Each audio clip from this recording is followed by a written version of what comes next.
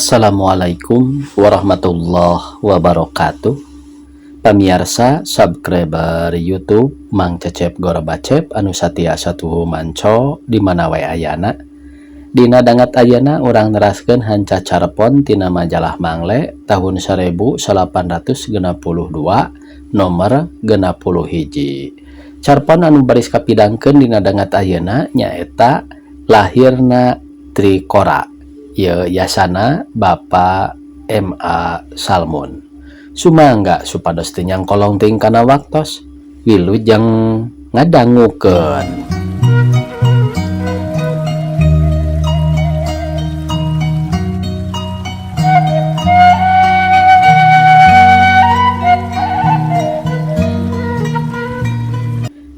Di Desember 1861 nepi ka Desember 1862 jangkep sataun umur Trikora teh karaos aya saena upami eta sabda sakti anu aweuhanana parat sajagat buana teh diguar sajarah lahirna di dieu. Trikora teh wancahan tina Tri Komando Rakyat nyaeta pameredih rakyat Indonesia ka rakyat Indonesia keneh anu dilisankeun ku pamimpin besar revolusi Presiden Panglima tertinggi Dr. Injenir Soekarno dina biantarana di Yogyakarta tanggal 18 Desember 1861. Nya poe eta dianggap poe lahirkeunana Trikora teh anu pohara pentingna pikeun perjuangan sarta kaunggulan bangsa Indonesia sajeroni ngabuburak kolonialis imperialis bari nyempurnakeun anggeusna revolusi rakyat. Naon sababna nu matak disebut pemeredih ti rakyat ka rakyat tapi nah bet dilisankeun ku Presiden Republik Indonesia? Sabab sakumaha anu sababaraha kali disaurkeun ku Presiden Soekarno ku anjeun mah Dharma jadi panyambung letah rakyat anu bogaon karep, rakyat anu begaun kahayang. Di antara kahayang rakyat teh bebas merdeka sakuliah Indonesia tina pangjajah bangsa asing. Ti Sabang nepi ka Merauke kudu gemleng aya dina kakawasaan pamarentah Indonesia. Nya tuluy lahir Trikora teh anu mangrupa tilu parentah mutlak.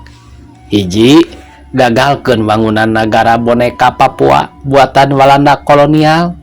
2. Kelebetkeun sang merah putih di Irian Barat lemah cai Indonesia. 3. Mangka saya gak pikeun mobilisasi linium geusan ngabela kemerdekaan jeung kasahijian lemah cai katut bangsa. Moga-moga Tuhan Nu Maha Tunggal ngaberkahan perjuangan kemerdekaan Indonesia. Kitu unina Trikora teh lamun dina basa Sunda mah. Dan nya atuh rakyat teh ngarasa asa jagreg cara anu kapegat lengkah asa boga hanca teu anggeus. Kahayang rakyat mah merdeka teh sakuliah urut Hindia Belanda baheula. Ari ieu bet irian dikekeuweuk ku anu hayang tumuluy ngajajah nagara deungeun. Supaya leuwih eces kaharti sabab-sababna pangna lahir Trikora hade upama urang malikan heula sajarah Indonesia sawatara puluh tahun ka tukang nepi ka tahun 1838 kerajaan Walanda teh di Parangjaya bisa ngajajah Indonesia ti Sabang nepi ka Merauke. Tegasna sapotong pulau Irian anu kumaranehna disebut Guinea Anyar teh aya dina jajahanana. Salila na ngajajah Indonesia rea pisan talajakna anu matak nalangsa pikeun urang. Anu tangtu bae upamana nepi ka tahun 1838 teh jumlah anu buta huruf masih keneh 86% tina sajumlahing rakyat. Kauntungan jeung hahasilan katut kabeungharan alam nagara urang unggal tahun dituntut diarakutan ka nagarana. Laladaganana dipake nyeunan gedong-gedong, taman-taman jeung kamegahan liana. Bangsa Indonesia tetep kuru nyinyi serta dihaja sina barodo ngarah babari di kuah kieuhna. Pangkat-pangkat luhur jeung kakawasaan galede ayana dina leungeun bangsa Walanda dan nepi ka dina taun lilikuran oge rea keneh pagawe anu didaratangkeun ti Walanda supaya pangkat eta henteu ragrag ka bangsa urang. Nepi ka guru-guru oge dina tahun 1818 ngadatangkeun ti nagarana cindekna rea pisan pikanyerieun urang anu karandapan ti Walanda. Di dunya henteu aya anu langgeng kajayaan Walanda oge aya surudna, henteu langgeng nepi ka kiamat. Mimitina dina bulan Mei 1840 nagarana diranjah ku Jerman anu diluluguan ku Adolf Hitler. Teu leuwih ti 5 poe 4 peuting nagara Walanda teh bedah serah bongkokan jadi patalukan Jerman. Tapi Indonesia mah teu milu dijajah ku Jerman. Saperkara dumeh pohara jauhna, kaduana dumeh dina undang-undang dasar nagara Walanda Indonesia teh disebutna babagian kerajaan nu misah. Dasar Walanda kudu apes serta Indonesia keur dibere jalan kana kajayaan. Perang dunia di Eropa teh ngarekahan ka Samudra Pasifik. Nya perang Pasifik teh ceuk sareatna anu jadi lantaran kana hudangna sakuliah Indonesia pikeun madungdungkeun kajayaanana. Dina tanggal 8 Desember 1841 armada Jepang narajang armada Amerika di Pearl Harbor di Pulau Hawaii. Atuh ger bae perang Jepang jeung Amerika. Ari Walanda harita teh ngabatur ka Amerika di dituna masa tia kanca darmiru makalangan ngayonan Jepang anu angkatan perangna jauh tangeh lebih prakosa batan Walanda. Kajadianana dina kapareumnakeun Januari 1842 keneh ge Jepang geus bisa hanjat di sawatara bagian Indonesia merangan bangsa Walanda. Teu aya nu mantuan ka anu dijorag, malah harita aratoheun nenjo nu ngajajah di bubudak Jepang teh. Balad Walanda jeung warga negara sipil sasesana anu kabur ka mancanagara taralu ka balad Jepang. Ngahurunan pakarang surah bongkokan kalawan teu meunang ngasongkeun syarat naon-naon. Surat talukna ditanda di Kalijati Subang dina tanggal 8 Maret 1842 sarta timimiti tanggal 8 sakuliah Indonesia jadi jajahan Jepang. Jepang kumacacang di Indonesia teh henteu lila ngan 3 tahun satengah sabab perangna eleh ku Amerika sarta awal Agustus 1845 nanda surat taluk di kapal perang Missouri. Sawatara poe ti harita bangsa Indonesia anu geus ratusan tahun halabhab ku kamardikaan teh tuluy dina tanggal 17 Agustus 1845 ngawawarkeun proklamasi ka sakuliah jagat yen ti sarek poe eta ngadeg nagara Republik Indonesia anu merdeka. Tanggal ngawawarkeun proklamasi teh saterusna dijieun poe gede anu diagungkeun ku sakumna bangsa Indonesia di mana bae ayana. Katompernakeun September Perserikatan Bangsa-Bangsa atanapi United Nations Organization atawa pondokna UNO ngayakeun panitia 3 nagara pikeun ngabeberes urusan perang jeung Jepang nu aya di Indonesia. Eta panitia dibangun ku Inggris, Belgia jeung Australia. Daratangna panitia 3 nagara ka Indonesia bet diiluan ku Walanda anu ngawangun paparentahan sipil Hindia Walanda atawa dina basa asingna Netherlands Indian Civil Administration sok dipondokkeun NICA. Tapi ngaboncengna ka panitia 3 nagara teh bet bari mawa balad sarta niatna hayang neruskeun ngajajah Indonesia anu geus merdeka. Ari bangsa Indonesia tahun 1845 atuh beda deui jeung zaman tahun 1545 anu rek maksa sarta kekeureuweut ngajajah teh dilawan nya ger tarung revolusi sanjata. Urang Indonesia sumawona kangaranan lalaki anu waringkas awewena jeung barudak laletikna oge harita sabisa-bisana sakadugana rampak tandang ngabuburak Walanda anu seselekeng hayang ngokop deui Indonesia. Ieu revolusi senjata jabati matak ngarenjag Walanda teh tuluy ngagenjleungkeun dunya. perhatian sajagat tamplok kabeh ka Indonesia anu toh pati jiwa raga ngabela kemerdikaanana. Sakolong langit pada bengong nenjo atawa ngadenge beja wawanen bangsa Indonesia. Da lain paribasa aya teng raksasa diambrog ku para patriot anu ngan ukurnya kalebambu runcing teh. Atuh kapal udara anggeus ku dilawan ku Karaben. Bedil otomatis dikoroyok ku bedog jeung gegendir. Kahar ti upama walana teter tuluy atar teh. Dalih jeung awadna rupa-rupa, malah aya dalih anu pikeun urang Indonesia mah pik-pik kaseureun. Magar teh ngaku ayana pamarentahan Indonesia merdika de facto, tapi henteu ngaku kana kakawasaanana de jure. Walhasil heug daek ngaku ayana pamarentahan jeung kakawasaan Republik Indonesia, tapi kudu sapamere walana. Puguh bae lamun ceuk urang Sunda mah ngeunah eon teu ngeunah ehe. Bangsa Indonesia ngalawan terus. Pangayonanana matak pawur di jagat. Dumeh tetekadan anggeus-anggesan. Basana ge mun teu ayeuna iraha deui. Nya tuluy Perserikatan Bangsa-Bangsa ngayakeun panitia jasa-jasa hade atanapi Goodwill Commission di sesepuhan ku Lord Killen ti Inggris. Nya tuluy ngayakeun perjanjian Linggarjati. Nyaeta perjanjian antara walana jeung Indonesia anu diayakeun di Linggarjati di wilayah Cirebon. Perjanjian anu adu renyomna di Linggarjati teh ari ditandana mah di Istana Rijswijk nu ayeuna jadi Istana Negara di Jakarta tanggal 25 Maret 1847. Ari eusina ngabangun Nagara Serikat Indonesia nu dianggotaan ku Republik Indonesia. Tapi cek perjanjian eta anu disebut Republik Indonesia teh ngan ukur pulau-pulau Jawa, Madura, jeung Sumatera, katut batur sasarikatna Pulau Kalimantan jeung Indonesia Timur. Nyaeta ngurung Sulawesi, Sunda Leutik alias Nusa Tenggara ayeuna, Maluku jeung Irian Barat. Leuwihna ti kitu antara Indonesia jeung Karajaan Walanda teh kudu diayakeun sarikat anu disesepuhan ku makuta Karajaan Walanda. Eta perjanjian ari dina kertas mah beres, tapi boh di Indonesia, boh di Walanda, gegedena rakyat mah teu aya nu sugema. Rakyat di dua pihakanana kahayangna mah kabeh keur aing.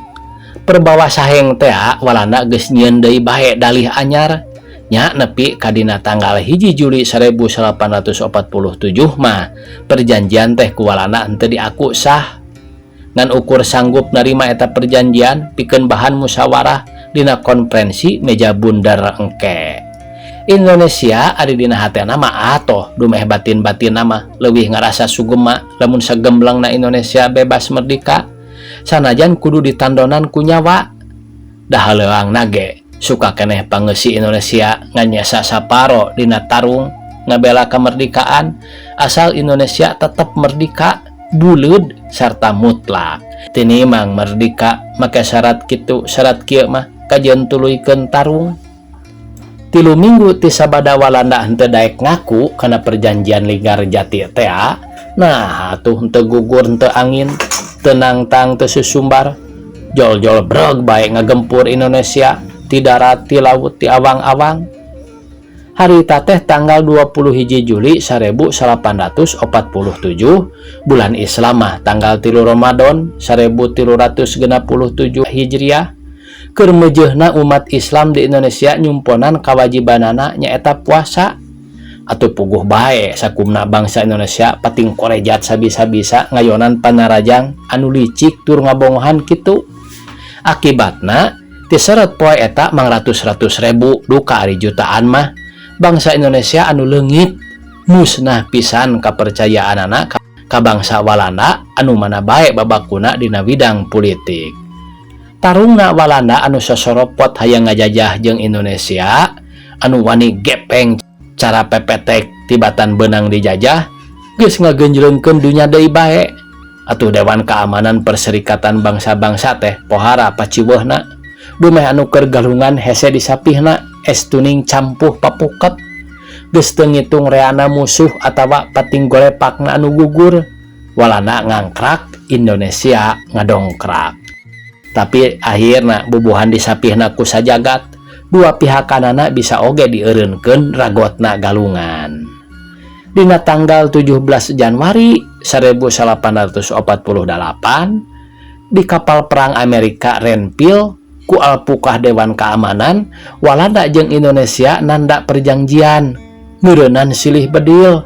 Sawatara pasal anu aya dina perjanjian Linggarjati babakuna anu ngeunaan Indonesia Serikat diweuteuhkeun deui. Sawatara nagara bagian anu ngaradegna didalangan ku pihak Walanda harita diancopkeun baris pianggotaeun Republik Indonesia Serikat. Sangkilang sidik pisan aya perjanjianana yen moal silih bedil atawa silih gempur.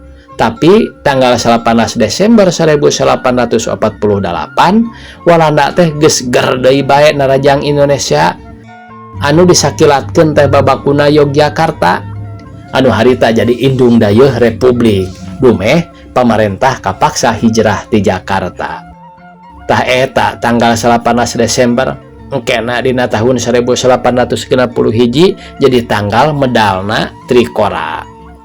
Cara dina tahun 1847 teh bae basa ditarajang mimiti ayeuna ge dina panarajang kadua kali Walanda teh dilawan deui bae nya sageplakan mah dumeh bari ngabongohan kanu keur balangah pisan da percaya kana perjanjian teh Walanda teh meunang papan bisa abus ka tempat-tempat anu dijoragna teh tapi henteu lila dina bulan April 1848 oge Walanda teh geus mundur ninggalkeun jalma-jalma anu dipercaya di satempat-tempatna. Kajadianana dina bulan Mei 1848 teh tuluйna aya nu disebut BFO singkatna tina Bizenkorps Federal Overleg atawa ceuk basa Sunda nama Gempungan Babadamian Sarikat. Eta BFO digawe babarengan jeung Republik Indonesia sarta dina bulan Agustus nepi ka November 1848 babarengan jeung Republik Indonesia katut Walanda di Den Haag ngayakeun konferensi meja bundar anu ngahasilkeun ngadegna Republik Indonesia Serikat. Tapi bari ngaiwalkeun Irian Barat anu magar ditahan heula nepi ka beak tahun 1850. Dina babadamian tahun 1850 Walanda tetep magehan Irian Barat anu bareto magar ditahan heula sarta baris dibereskeun ku jalan babadamian. Kitu jeung kitu bae Walanda teh unggal Irian Barat dipenta unggal dikoretkeun sanajan tempona geus liwat sabaraha taun oge. Lantaran Walanda henteu tukuh kana janjina atuh Indonesia oge ngudaran tali perjanjian anu ngaborogod teu pupuguh. Dina tahun 1850 keneh Indonesia anu dicidra ku Walanda geus embung ngaku ayana Republik Indonesia Serikat bubuatan Walanda tapi gemleng hiji nagara republik anu buleud ti Sabang nepi ka Merauke henteu make nagara-nagara bagian tuluy ngagibrikeun belenggu anu mangrupa Serikat Walanda Indonesia disesepuhan ku mahkota kerajaan Walanda. Walhasil Indonesia nembongkeun ludeungna jeung harga dirina. Nepi ka pareum tahun 1850 genap, Walanda keukeuh bae ngekeuweuk Irian Barat. Indonesia henteu cicingeun pikeun nembongkeun yen Indonesia lain bangsa anu pasrah sumerah di bobodo. Tuluy dina akhir tahun 1850 genap teh saayana wargana Walanda di Indonesia disina baralik ka Walanda. Malah timimiti tahun 1857 mah pausahaan jeung modal-modal Walanda dialih wasa ku Indonesia sarta anu barogana dijurung mulang ka nagarana. Puguh bae harita teh meuni geunjleung saja jagat tapi ku Indonesia henteu dipalire terus bae tatandang bari ludeung. Walanda ngan ukur sanggupeun ngasongan peureut ti kajauhan nenjo Indonesia ngalih wasa babandaanana bari mulang-mulangkeun warga nagara teh. Tahun 1857, 1858, 1859, dugi ka 1860 hiji. Walanda henteu euih-euih kana arek nedunan janjina teu aya tanda-tanda arek mulangkeun Irian Barat ka Indonesia. kalah kasiga anu arek bebetah nepi ka kiamat nya dina tanggal 18 Desember 1861 tanggal di abregna kota Yogyakarta. Dina tahun 1848 zaman jadi indung dayeuh Indonesia, Presiden Panglima Pangluhurna pamimpin ageng Revolusi Indonesia di dayeuh Yogyakarta ngawawarkeun Trikora, Tri Komando Rakyat anu unina sakumaha anu ditataan dina ngamimitian ieu karangan. Walanda nyangkana Tri Komando Rakyat atawa Trikora teh ngan ukur gebrag hegos wungkul. Najan kitu teu weleh ngadatangkeun balad mah mangrebu-rebu dikelun ti nagarana sina ngabela irian barat. Rakyat Indonesia lain gimir kalah nyorongot mending hamreg mangrebu-rebu malah bejana make aya jutana ngadatarkeun diri marenta diihangkeun ka irian barat hayang galungan ngabuburak Walanda.